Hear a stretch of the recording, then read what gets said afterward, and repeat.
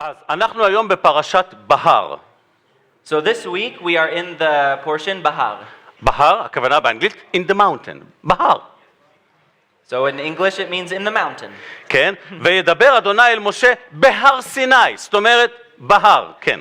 So God is speaking to Moses from in the mountain. So that's where it gets its name, in the אוקיי, mountain. אז עכשיו אנחנו בספר ויקרא פרק 25, 26 ונראה אם גם 27 כולל. כן, פרק 25 ועד פרק 26 פסוק 2.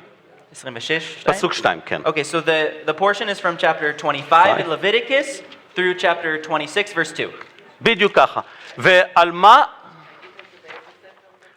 ויקרא. Leviticus is 1, 2, 3. דריטה מוזס, אוקיי? אלה הגרמנים עשו, מה זה פתרון קל? קראנו לזה במספרים, גמרנו, יופי. In German you just put numbers. Good, easy for you. We need to remember names. Okay, Genesis, Exodus, Leviticus, Numbers, Deuteronomy. And you? 1, 2, 3, 4, 5. Great. Okay, now pay attention. What is that? תשימו לב, על איזה נושאים, באיזה נושאים הפרשה הזו מדברת? So let's take a look. So what topics is this Torah portion speaking? שנת שבתון. The year of the Jubilee, sabbatical year. Sabbatical year. שנת שבתון, שנת היובל, סליחה. The year of Jubilee. כן, ואז חוקים. מה עושים בתקופה של שנת שבתון ושנת יובל? And then the laws of what you do during the sabbatical year and the year of Jubilee. לא לעבוד באדמה כי אלוהים ייתן את היבול. Not to work in the ground because God will give the produce. להחזיר חובות. To pay off debts. לוותר על חובות. To forgive debts. להחזיר את האדמה, חלקה שהייתה שייכת לאדם המקורי. To return portions of the land that belonged to someone else before. קוראים את הפסוקים האלה ואומרים, מתי חיים ככה?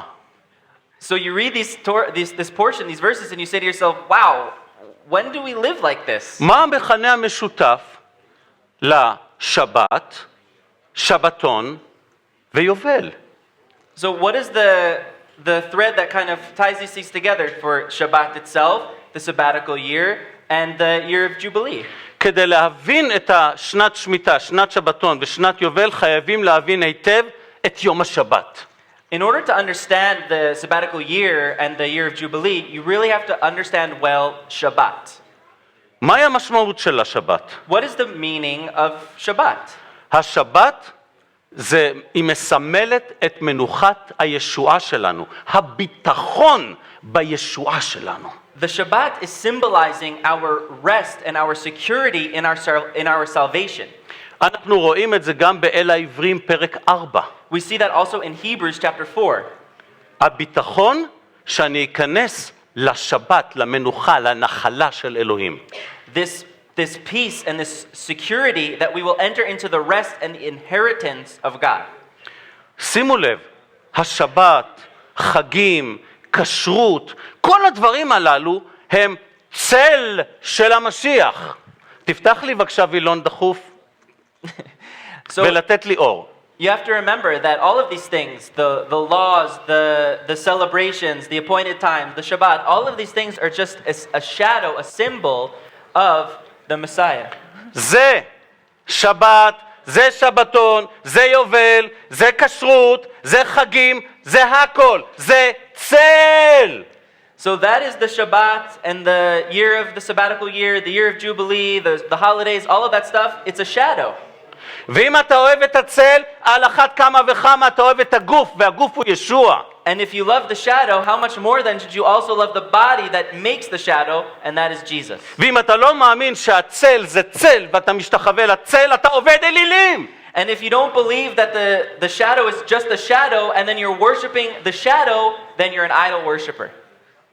גם אם אתה מתכסה בתלבושת הרבנית המפוארת ביותר.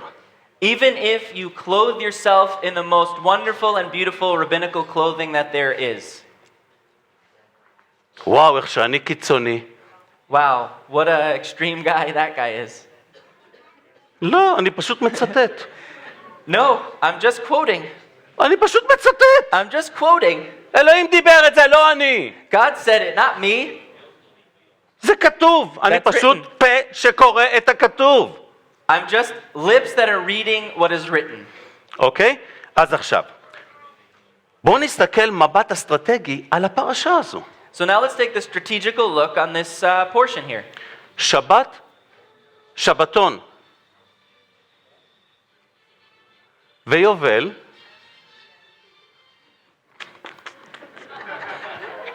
שבת, שבתון ויובל, הם למעשה דגימה של החיים שלנו בממלכת אלוהים. The Shabbat and the sabbatical year and the year of Jubilee are really just a sample of what our life will be in eternity. אלוהים, נכון, אנחנו חיים פה, הרגליים פה, אבל אנחנו אזרחי שמיים, ואלוהים רוצה שבראש נחיה שם. זה המטרה שלנו. אנחנו עומדים להגיע למקום שאין חובות, להגיע למקום שיש סליחה, להגיע למקום שרק משרתים את אלוהים ולא מזיעים. And so it's true that we're living here today, we're living on our legs, but at the end of the day, we're citizens of heaven. And God wants it that it will always be on our head, that one day we will get there, we will arrive to that place where we won't have any debts, there will be forgiveness. That's where we're headed. לו לא היה חטא, זה סגנון החיים, יובל, שבתון ושבת, כל השבוע. There won't be any sin, and so that's what the symbol is, that there will be the Sabbath, and all of that will be the whole week long. איזה כיף. How wonderful that is. תחשבו מה זה, תבינו, שנת יובל תמיד באה אחרי שנת שבתון. And remember that the year of Jubilee is always coming right after the sabbatical year. זאת אומרת, שנה 49 זה שנת שבתון, שנת 50 שנת שבתון, זאת אומרת, אסור לנו לעבוד את האדמה כמעט 3 שנים. מי נותן לנו אוכל? So in year 49, it's the sabbatical year, and then in year 50, it's the year of Jubilee. So what it means is that essentially, you're not allowed to work the fields for almost 3 years. So who will give us food? וואו, אלוהים מלמד אותנו גם פה בעולם הזה איך לחיות חיי אמונה וביטחון בו בלבד. And so God is teaching us, even as we're living here in this earth, to live lives of faith and trust in Him alone. וכך הוא רוצה, אם זה מה שאלוהים נותן לנו, שכך יהיה היחס בינינו, אם חסר, לעזור, לתת. זה ואהבת לרעך כמוך. And that's how God is also teaching us to see those that are lacking around us and to give to those who need. It's how we live out to love your neighbor as yourself.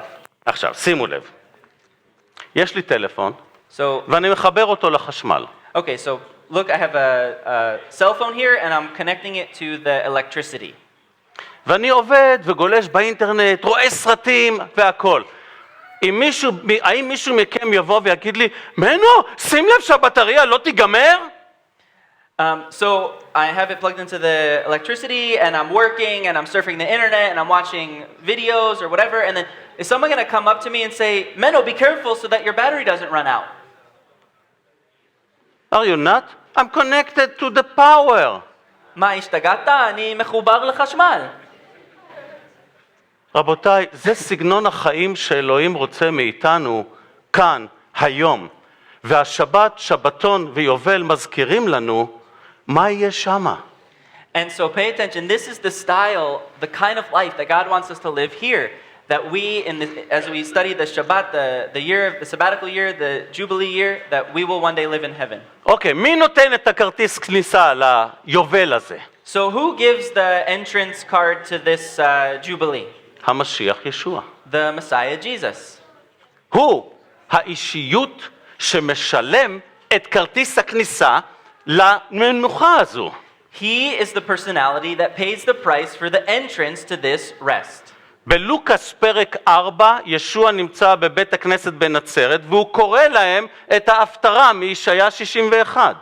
In Luke chapter 4, Jesus is in the synagogue in Nazareth and he's reading the Haftarah portion from Isaiah chapter 61.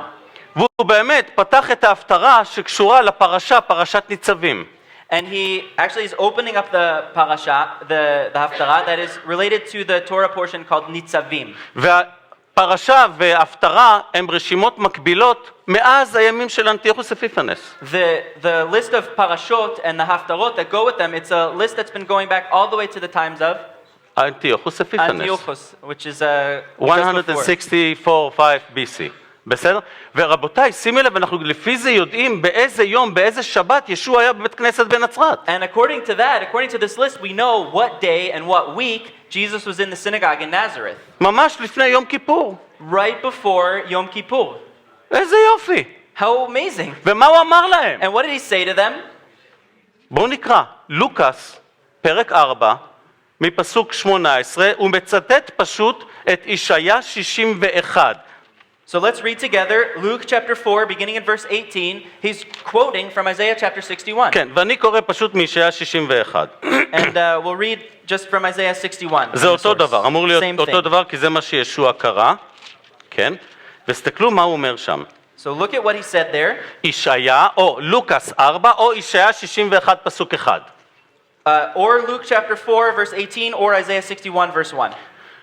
רוח אדוני יהובה עליי, יען משך יהובה אותי לבשר ענבים, שלחני לחבוש לנשברי לב, לקרוא לשבויים דרור, ולאסורים קח כוח, לקרוא שנת רצון לאדוני, הוא עצר ולא אמר.